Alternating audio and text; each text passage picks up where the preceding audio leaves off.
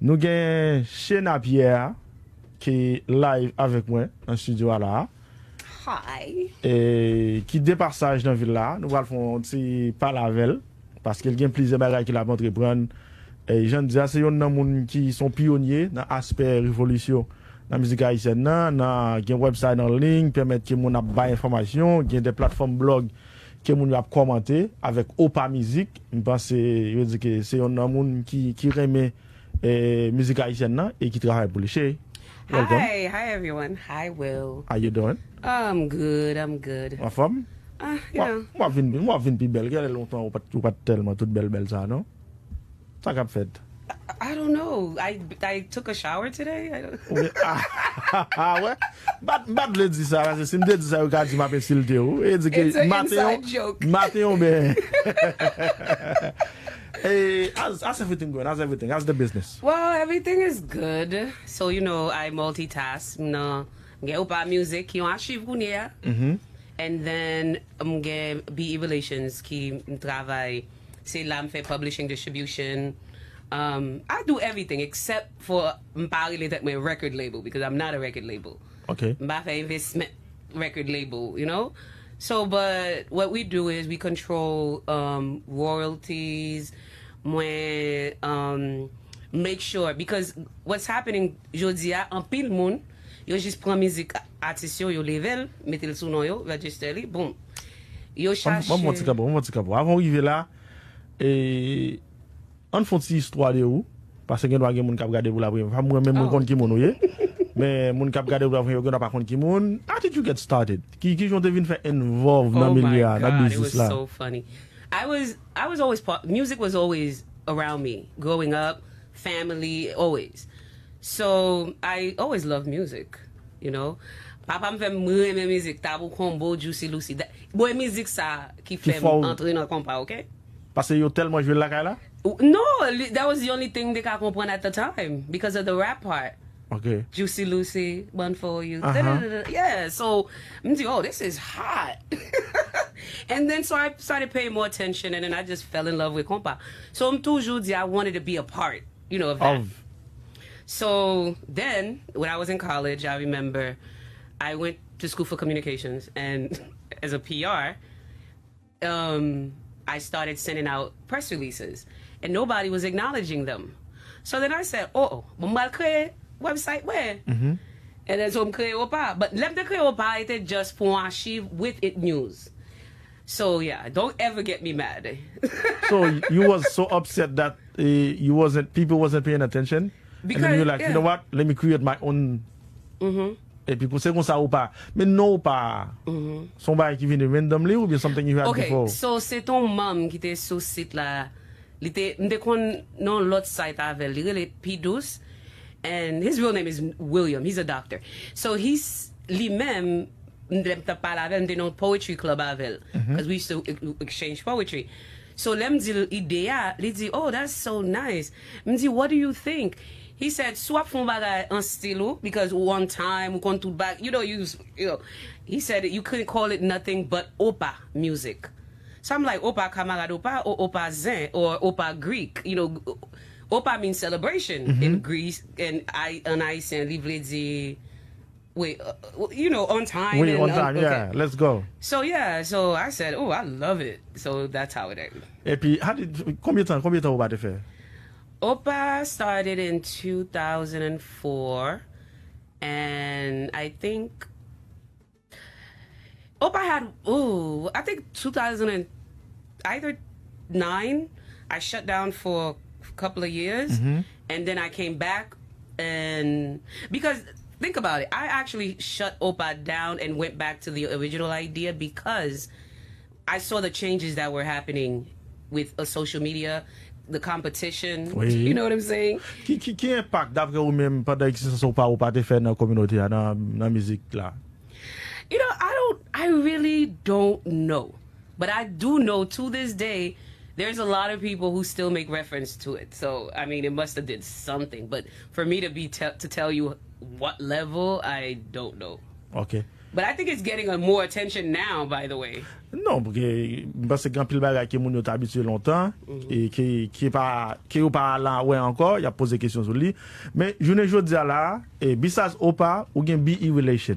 What does BE relation do? So BE relations is it's the mother of OPA and everything else that I do. That's my business. That's your brand. Yeah, that's my brand. Everything else is for y'all. So BE is public relations, marketing, event planning. We do great events, and what else we do? Music, media management, distribution, and all of that. All that. Et depuis combien de temps BE là? BE started in 2002. 2002. Yeah, and I registered it legally 2005. OK. Combien d'artistes représentés so far? Ou bien combien de jazz qu'on travaille avec eux during that time frame? Oh, whew, I can't count. I don't know. It's quite a few. I've worked with almost everybody one way or another, whether it was directly or indirect. But yeah, I don't. As far as event, ou fait compa fest, ou fait le body event. I've never done compa fest. Ou pas j'en fais PR ou No. Okay. No.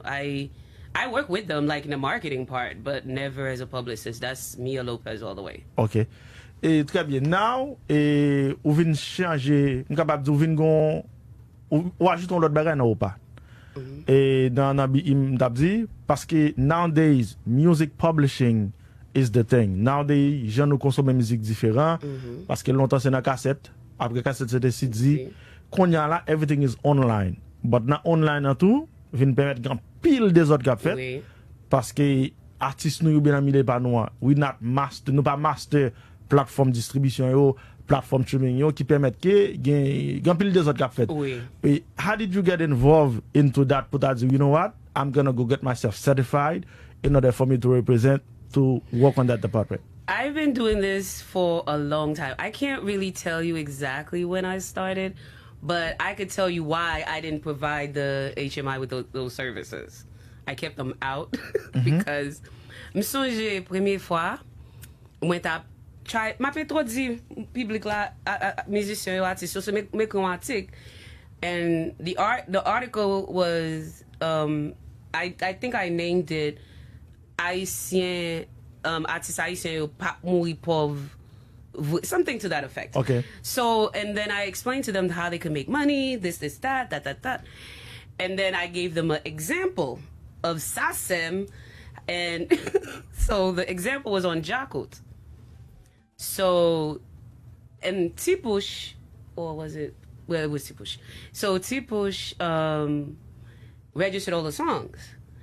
I don't know what the intent was, but the only thing is I was just so happy and excited. I was like, oh my God, somebody's actually doing, the work. Yeah. So then I posted it and it turned out he wasn't supposed to do it.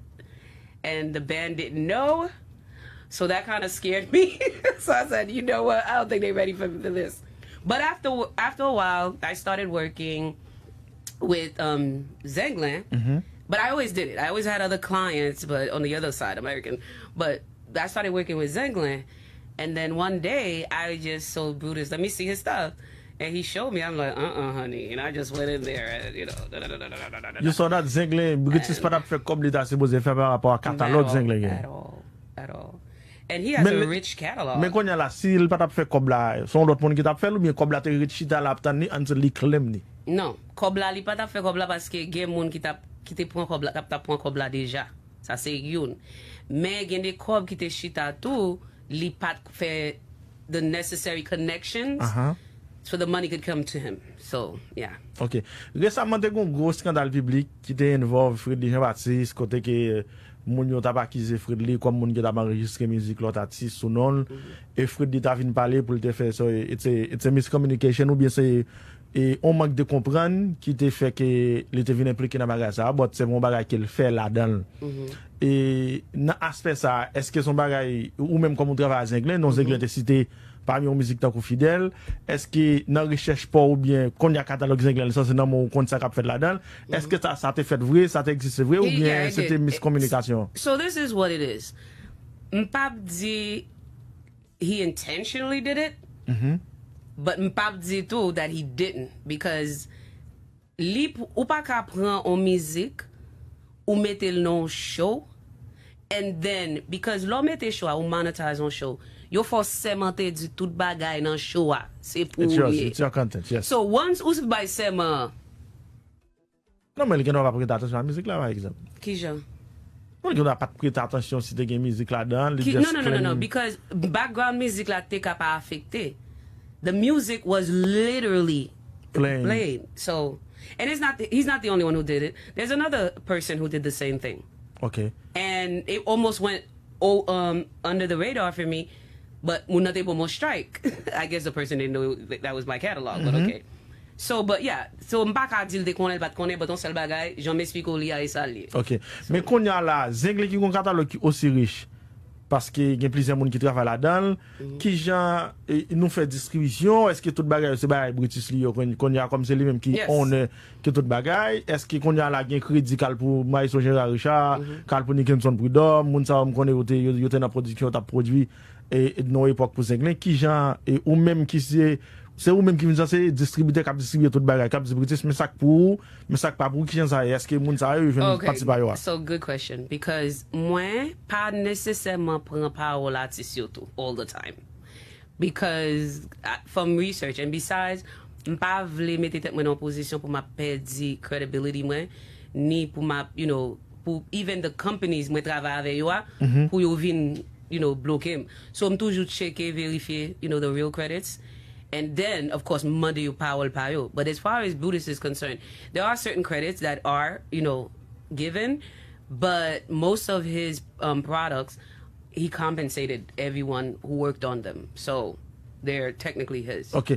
Qu'on y a là, j'en explique maintenant, c'est que si m'a travaille son projet, mais vite on l'autre moun paye moun nan, depuis me paye moun nan droit tout vinn pour moi ou bien est-ce que moun nan supposé signer pour le bon droit ou bien moun nan doit dire on t'a charge autant oui. Bon, m'a chargé au pipiti juste pour me gagner droit sur les qui ça fait. Qui ont même vérifier ça beaucoup de pas. Well, here's the thing. In publishing, it's mainly about writers and composers. That's it. Like not really, but it's mainly. Oui. Because performers, bon, mon autre bagay artiste pas connaît. Performer parce qu'on pas écrit ou pas compose, ça pas veut dire you can't get your performance royalty. Okay. Everybody, even the background singers. Can you performance? Yes. Bon l'autre bagay moun yo pa fait tout. Chaque lo ap joué, you supposed to register it. And then, but that's money. That's a lot of money. Pas compliqué va. Quand on dit bon jazz yo tellement joué, bon jazz n'a pas même keep track of how many times they play. Well then they need to have managers and make them do their job because ça c'est un job managerial. So that's it. Mais qu'on y a là est-ce que vous capable de dire Zengle récupéré, Zengle is doing fine as far as publishing, as far as getting all the credits, all the right, comme you t'as supposé faire yo, y a fait yo, y a pas yo. Well, it's not gonna be 100%, but the majority of it, because remember, I'm still fighting other people that were. Non même fighting. Non, moi comment gen l'autre monde qui gen pile, gen monde qui business la pas connaît. Yes. Qui registre musique yo cap riche. Sous catalogue artiste nous yo. Oui. Pour autant c'est pas nous même qui au devant de la scène que tout le monde connaît, c'est des monde qui dans background nan, qui connaît système nan, cap manipuler de façon par yo. Oui. When no cas comme ça, what do you do? I have a lawyer. Oh. I don't even like arguing. M'pa bon menti. M'vin so rive non point. Gon moun business ça. Oh wow. Okay. Ça le fait. Bah c'est détail. Pas comment moi juste là. Qu'est-ce ça moun nan fait? Moun qui bon plus problème. C'est Dof Chancy. Dof Chancy. Oui. Et li bon plus problème. How? Because Dove just takes everybody's stuff, li register yo. Li It's not do people comme fin fret. Li boom, li registered him. Pela, vous voulez dire que Dof Chancy knowingly enregistré ça qui pas pour lui juste pour le cap crédit ou le cap bénéficier de. Yeah, him and this but I think I don't know if it's his wife, his girl, Cheryl Scott. So they got this business together where we just put toute musique on yo. I remember they did that to that set you te enregistré album that set là Olivier tout monde était fashion à l'époque ça. Yes. I'm the one who of course caught him.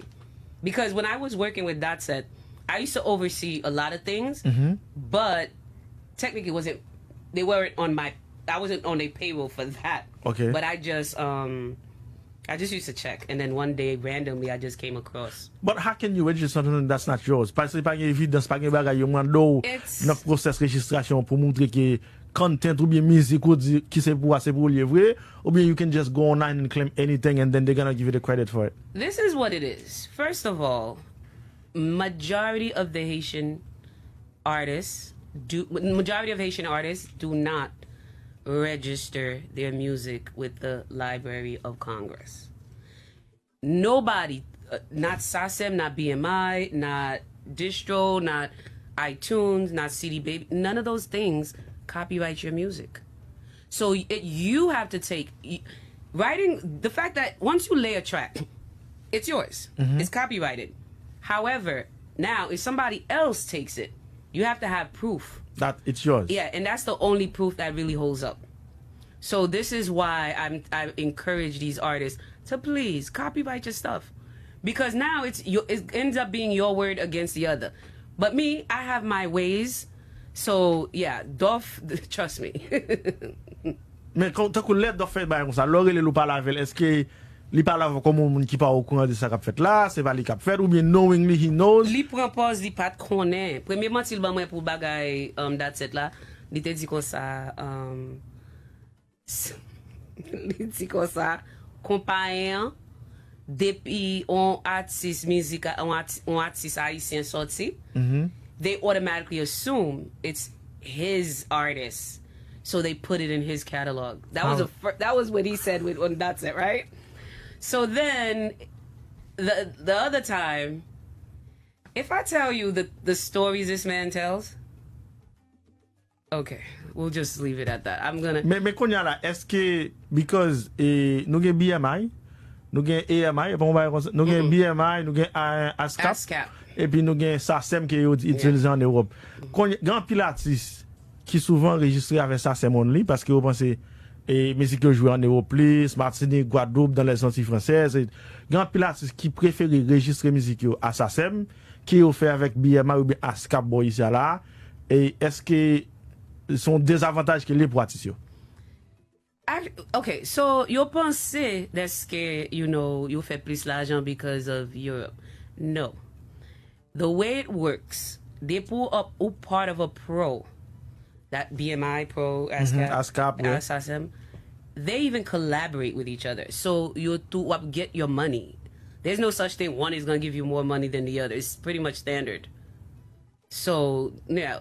However, me personally, I would encourage people to register here because it's not like they perform all the time in Europe. You understand? So what they mainly making from Europe is probably radio plays. Okay. Yeah. So here, when you imagine what perform, and once you put in your calendar, all of the pros give them a calendar.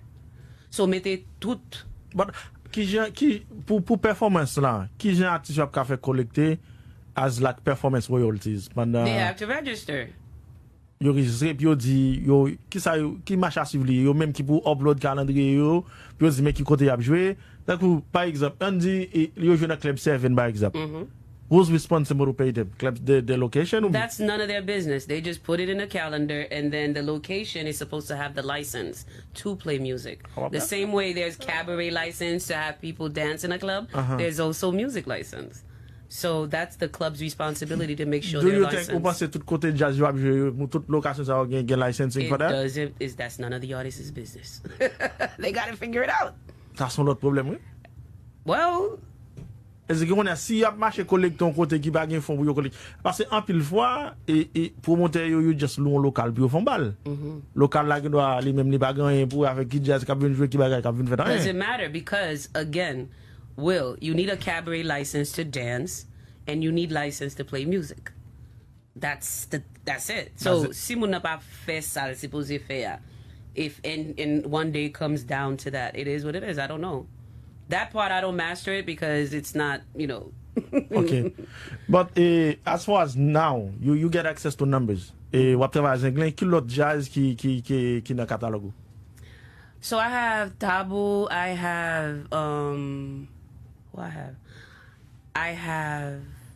Oh, look at me! I forgot. I'm kidding. Okay, I have Tabu. I have Shaba. I have help me out here, you know. Vibe, Kai, yes. I'm so sorry. Oh gosh. I have a lot. Right now I have 12 that I can't say. Who you don't have? I can say. Who you don't have, Pito? You don't have la plus facile. I don't have New Look. I don't have Class. So. Okay, ça c'est T-Vice. T-Vice. Okay, ça bon, c'est Jakut. What about Jakut? No. Okay. After that exposure back then, I don't think they're gonna mess with me. No, but they need that. Qui avantage? Why should a band or an artist get on compagnie tant que be relation qui fait publishing pour lui ou bien cap bataille pour le jeune doual pour le toucher comme pour qui ça est important pour mon gain. Parce que grand pile fois mon négliger aspect ça.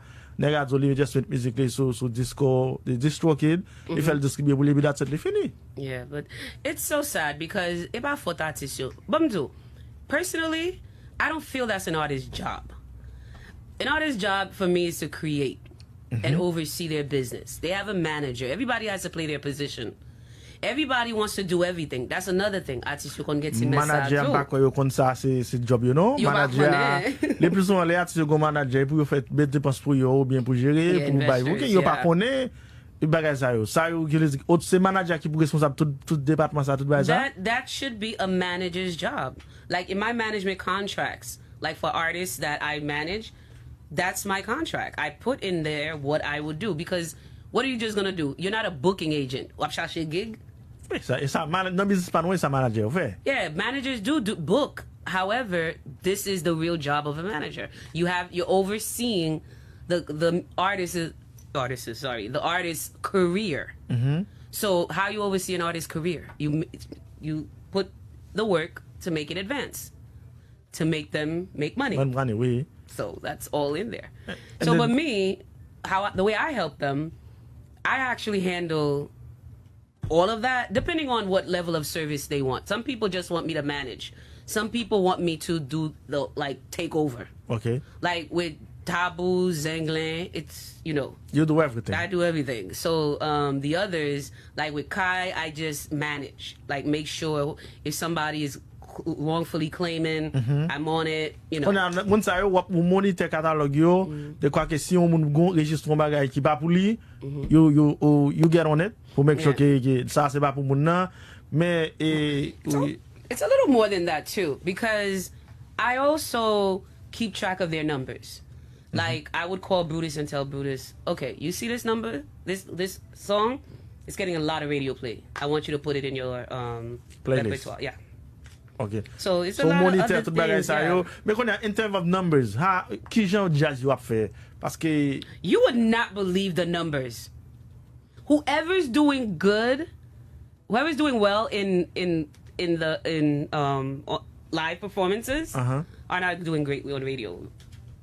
Est-ce que jazz cap jouer tout weekend yo, they not doing good in terms of numbers online? Yeah, yeah. As far as streaming, radio play and everything. They're not. It's weird. How is that? I don't know. Parce que si jazz a bouk, moun sorti, tout autant moun ap sorti, moun consomme plus. Et les moun yo fin dans ce jazz là, est-ce que vous pas le temps de jazz en après pour ou bien ça autant de ça ou pas quand pour danser autant d'elle ou bien ça ou quand pour danser ou pas d'elle. I guess they just go to the band when they go live whenever they want to hear it. They don't play nothing. But est-ce que senti artiste a fait comme? Oui, mais pas ça aussi supposé faire. Et c'est plus because you pas mettre effort, the effort. Okay. So, dès que you pas travail département ça, j'ai aussi supposé faire là, you pas faire comme you t'a supposé faire. Oui. Et spécialement logon catalogue qui bel takou ou gen zingle qui gon bel catalogue, un tabou qui gon bel catalogue, moi c'est jazz ça t'a supposé oui royalty wise you t'a supposé chita et puis you gon chèque by 4 5 6 7 000 dollars qui rentre régulièrement chaque mois pour yo gérer activité yo. But mais ça vient arriver tout. En pile nan artiste tabou tango tabou system qu'est-ce encore Skasha those era guys, right? They got lost in the transition from CD, MP3 streaming. They got lost in that whole transition because they didn't know what's going on and how to. They had nobody to actually walk them through the steps. So that's how a lot of people were able to come in and manipulate the system and claim their rights. On dit ça qu'on se cache qui pas existé, qui pas active encore. Who's in charge of the qui est en charge des catalogues yo? Duff. Comment Duff? Est-ce que tout I just started working. T'as coupé cloué par exemple, un monde comme ça. Non, ça c'est Jeff Cap manger coupé. Jeff Renwright. Yeah. Ah, Jeff Renwright là-dedans tout. Mais est-ce qu'il dit Oh, Jeff Renwright.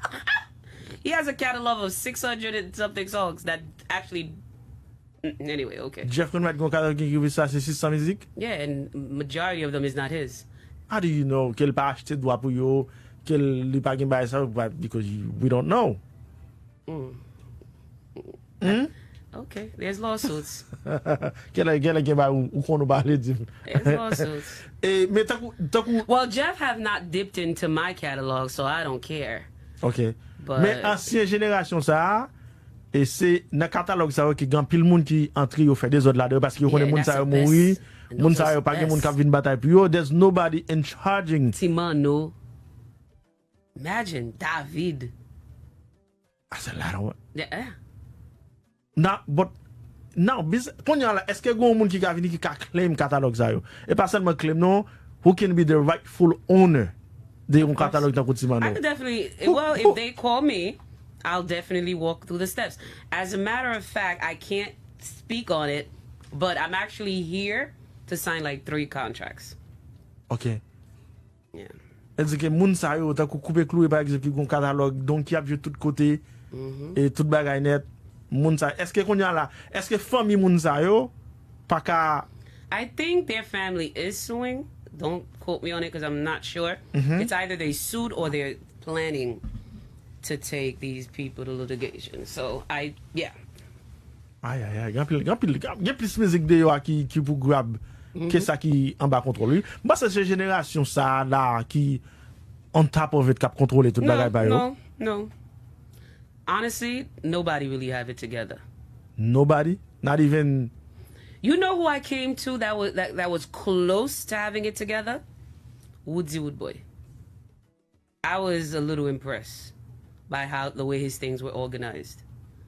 But even him, he's not 100%. There's some work that can be done. Can be done, okay. Yeah. Mais qu'on y a là, j'on dis c'est manager yo qui pas fait travail ça mais pays yo pas connaît gen doit département ça pas département yo gen doit parce que pour faire bagay ça faut appeler faut qu'on loi faut qu'on règlement. It's something that you actually have to go to school for. Ou bien you take some classes in order for you to do it. Et bon va lever matin et pour just dire ou connaît because grand pile qui entre là-dedans what and can it changes all the time. All the time qu'on a ça déjà ta supposé faire est-ce que et ta coup dans business pas nous pas tellement gen compagnie business yo qui actually on compagnie qui fait ça. Now, est-ce que nous besoin modèle compagnie ça yo qui capable faire ça gérer distribution, gérer bail pour jazz yo pour qui c'est haïtien qui comprendre business pas nous parce que l'autre ba on l'autre blanc fait pour blanc lui même n'a fait la façon business pas. Yeah, but definitely too. Mais gen pile moun k'ap fait de yo. Trust me. I'm not the only one at all. I might be the most legit because one thing I'm not going to let y'all Haitians talk about me about money. But yeah, a lot of people are doing it, but are they doing it the right way to make you make money? That's another thing. Are they doing it? Are they doing it? Are they certified to do it? Do they know what they're doing? No. C'est un talon qui fait que yo yeah, exactly. No, they don't know. People could think they could just go on YouTube and watch, a few videos and master an art or master something. It doesn't work like that. Son l'autre département qui est important. Est-ce qui souvent négligé dans business noir côté que artiste pas faire comme bien autant c'est beau faire comme. Quand y a là tout artiste c'est YouTube qui vient faire pile artiste prêt attention à faire ça oui. Bon blague. Ou connaît un pile bon dou qui j'aime moi haïtien parler. This is why if I ever strike someone I don't lift a strike because one, I'm always respectful with it. I address you first. Okay. Now, if you don't get back at me, then I'll probably send you a 7 days. If not, Take then down. I'm going to have to, I'm going to tell you why. Because Haitians have a problem with reading. They don't like to read. I don't know why. You notice that you guys don't write articles anymore. I used to love writing articles. Oui. Vidéo, c'est pas poster le vidéo, message pas passer. Imagine, depuis 2018, right? Facebook, Instagram, voyons update. They do comme ça. Starting tell that. I think it was supposed to be 2020. You pral commencer seek licensing for all the music because they were sued by the music industry. Et il fait sens. Qui j'en fait? You a billion plus multi-billion-dollar business, and you are using you have advertisement on your platform. You have people working for you literally. You have trick, you have T-wheel money. Oui. Yeah, you have people working for you, and you're using the artist's music, all for free. So the music industry sued them, and then they won. So now they have to have license for every music that they play on the platform. Yeah. So now what happened is but I've been on it, so I made sure every catalog that I had was on every social media licensing stuff. So I license it out to them. Okay?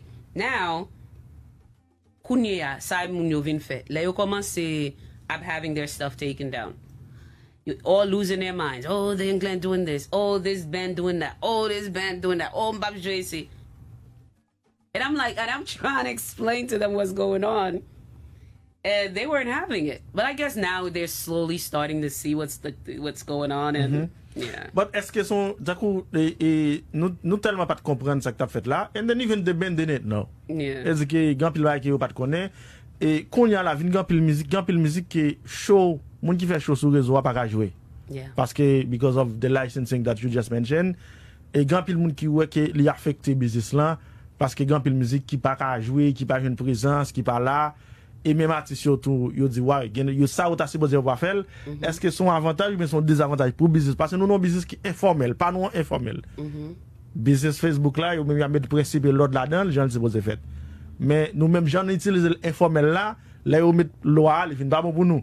Est-ce qu'il déranger ou bien il pas déranger ou même et puis ou même tout qui sont fait de quoi que artiste qui ou gen catalogue ou gérer yo, de quoi que pour nous même nous pas gen problème à faire. Well, like I was telling you, I registered their music on all the platforms. Okay. So, however, you could get a license. You know that. It's not, don't let people tell you it's $1 million.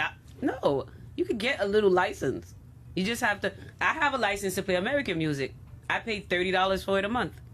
Okay. And mind you, that's the premium. So, lui permettre que jouer musique ou passer toute musique sur plateforme ou payer pour lui. Et que tout le monde qui besoin jouer musique sur réseau, tant que monde qui gagne show, tant que moi-même, tant que l'autre monsieur, nous avons appliqué pour licence là. Depuis nous avons licence là, ça permet que nous avons jouer musique, j'en voulais, the fact that we are paying for it, c'est comme si, et ça n'a payé, on s'y cale là-dedans, à jouer monde qui n'a pas joué. Yeah.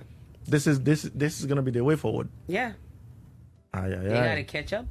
Aïe, bon. Hey, y'all got me. I walk y'all through it. Et bon, on moun qui besoin qui intéressé, faire ça pour jeune artiste qui vini. How can they work with you? Et are you open parce que tout catalogue n'a dit là c'est catalogue les big bands. Yeah. Ou bien jazz qui déjà là, pour jeune artiste qui vini. Est-ce qu'on travaille avec eux? Okay. Yes, of course. I work with it. You know, I don't care what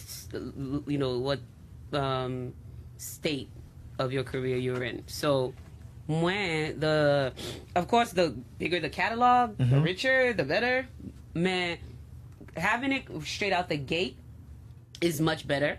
It's less work because it's not much to clean up. Oui, pourquoi les papiers tout côté, pourquoi gen volet, pourquoi gen moun qui prend prise. Yes. Like for example, you know Bidgin and Cadillac. Oh my God, I feel so bad for them. What happened? They are, they're money makers. Oui, of course. Right now, those two are the biggest money makers in the business. And when I tell you they are being, it's okay. They work on not being. They're not getting at all what they're supposed to get. They're not properly registered. And I think they're under the impression that they have to have papers to do that. No. Because you could work with a company that gets all your money and yeah, I do that. Okay, mais grand pile artiste qui pense depuis yo met musique yo ta ko sous tout corps. That's it. Is it? And it's not it at all. C'est ça pour nous Way expliquer. Nous pas parce que depuis ça réussi musique li surtout nous call metel, YouTube li monétiser, that's it, li fini. Mon lot bagay m'fè encore. En pile artiste par contre ça. But some of the details I don't even necessarily share with them because I literally go to about 150 distribution like stores and I register them just so I can control what's going on. So register li can be so I can monitor all because l'envoie album na. Get it for if you ever been on Spotify or any other those streamings, you could find someone else's album under the wrong. The one, yeah. Yeah. So I don't allow that. Ok. Maintenant quand j'ai une carte là quand parce que YouTube là tellement bas comme you n'a pas besoin d'autre cob. Non, YouTube là tellement bas comme you n'a pas besoin d'autre cob. No, because they're not. Trust me, they're not getting even YouTube the money they need to make. They're not getting. They're not okay. They're not getting. Mais dans ce sens ça, what's to know? On jeune artiste qui vini, qui ça aussi besoin connaît. Et dans des là où fait musique ou bien là où sort ton bagage pour que yo pas malfecteur ou bien malfriending pas jouer dans ça aussi besoin entrer, dans ça aussi besoin recevoir. Right now, moi feel like jeune artiste yo plus. They need good management. One. Les finito, you're supposed to know what they're getting into.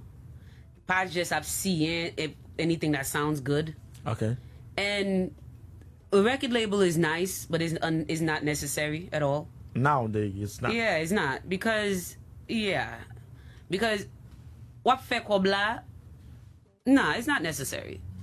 Unless you know, get artists you know record label kabal. Like look at Wid. Wid is doing great. Look at that's a record label got take off. Take care, oui. But you're not gonna find that in this business like Easily, like that easily. Oui. So, but it's not needed. On the same token for a lot of artists, they can actually do the work as long as, because like I always tell people, talent and consistency pays off all the time. So you have to be on it. That's all. How do you work? Est-ce que when you work based on commission, pourcentage ou bien moun e gon kob li supposé payer upfront ou bien supposé payer par mois? It depends on exactly what I'm doing. If I'm doing publishing, that's it. I just publish, they get their money, I send them their money. And if I do management, yes. Yeah, that's a fee. That's a base fee. And it depending on your catalog. Okay. The volume, yeah. Toto donge plus bagay, ou paye moins ou bien paye plus? Ou paye plus. Ouais, mais zeng la bien That's a lot of work. No, that's not what I...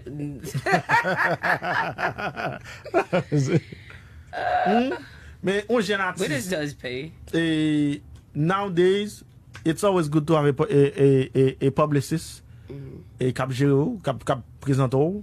Now, li bon tout pour qu'on compagnie cap fait distribution et cap gérer royalty, cap gérer droit qui aussi beaux effets. Yes, let me tell you guys. They have to listen to this. PR is very, very important. I say pas respecter PR, and it's sad because we don't use PR the way it's supposed to be used. Oui. First of all, you're not supposed to be posting my press release on your website in its whole entirety. Come on now. It's supposed to be part of your report. You take sections out of there.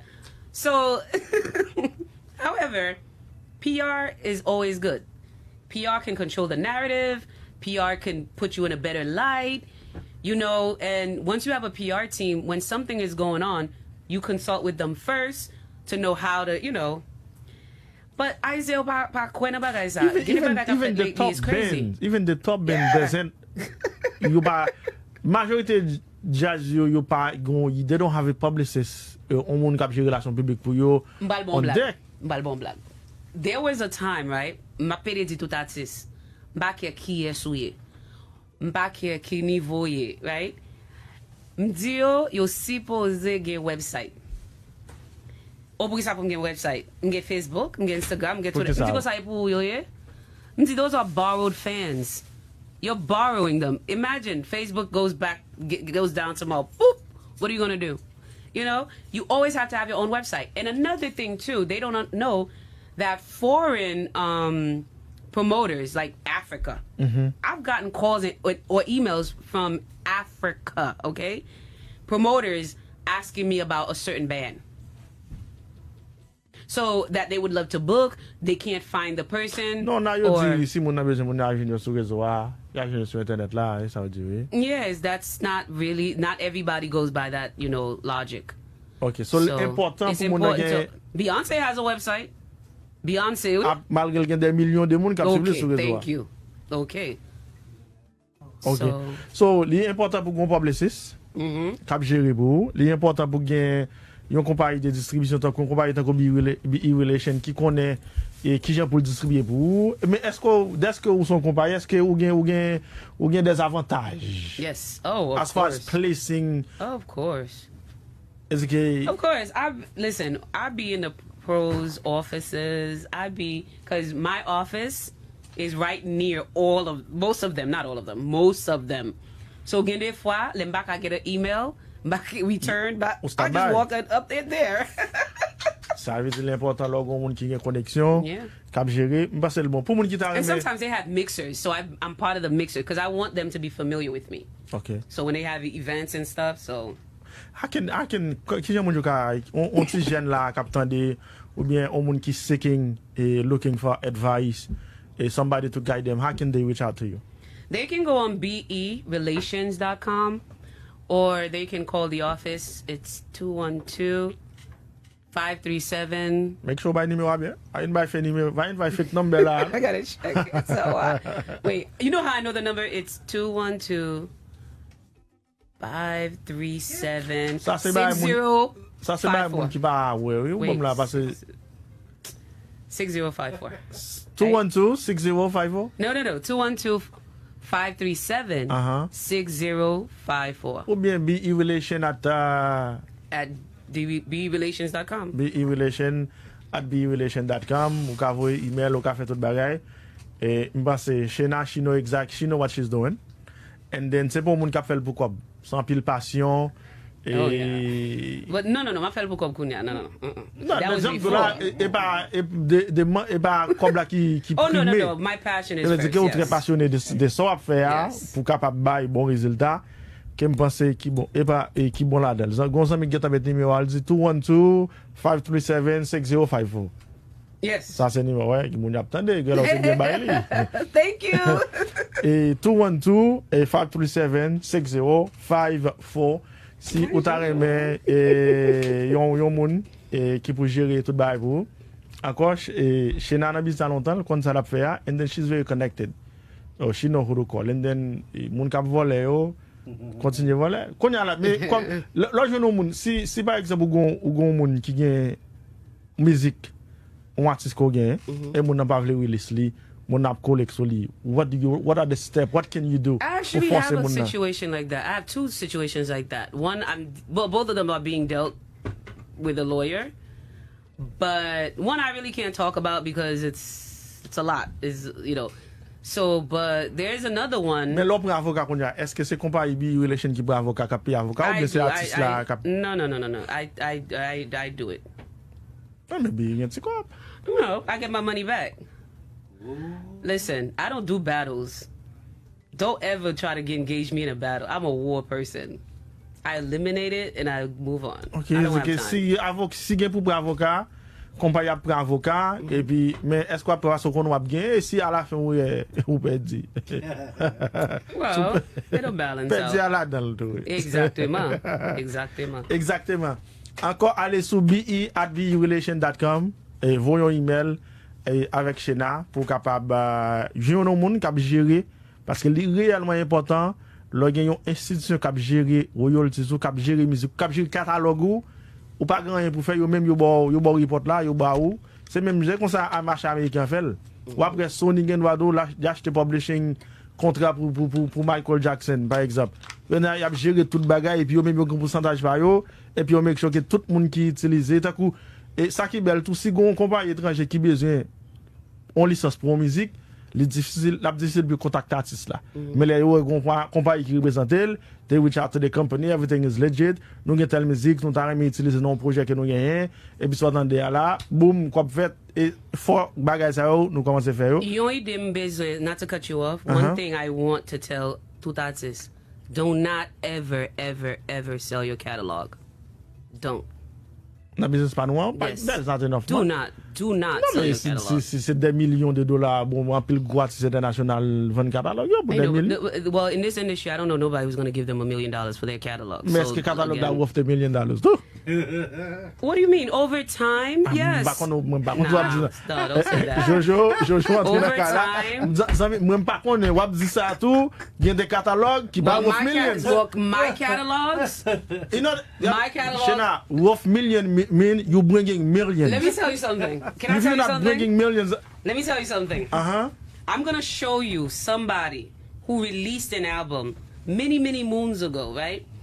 And then I took the album and then, worked it. You should see the stats. I'm gonna show you the stats. And I'm gonna show you, I registered the album a month ago. That's what I'm trying to make you understand. Watch this kid. So it's a forever thing. Like, nous gagne un petit tambour on ka citer nos âges les amis. Nous c'est album date cette là mais si on t'a fait piller là dans en Oui. Europe là. yeah. Les fait qu'enregistrer normal on chèque $4,000 There you qui go. vini qui album dans te sorti depuis 10 ans et puis qu'on y a là just vini et puis l'argent a tombé sur lui. There you go. There's money to be made si Yes. on fait bien. If you're doing Listen, it right. Duff is driving a Shay. Maserati Kid and Duff. living in like in a mansion. Kid What? Duff, Duff Chassis. Hi, Cheyna. Hi, Qui doit Jojo, how are you? Qui Não, doit mas choisir? só m'a salué moun mais Non, mon c'est m'a parlé. Maserati. M'a parlé zami. Yes. Well, you know what? You know what I drive? Dof combien You know what I catalogue, drive? Dof près de Do you know what I drive? I don't know. My 2 feet. The car God gave me. That's what I drive. Okay. Non, parce qu'on va appeler New York. You just, we are know. You're not used to cars like that. No. That's not true. My first car was a Range Rover, Midgamunsu 4.6. You know what's the difference? How you doing? I'm great. You? You know what? Oh, you look good. Always. You dressed up for me? You know it. You know it. Pour que ça te Always. fait ça. You know it. You know it. HMIPPV is a live event streaming platform with exclusive content.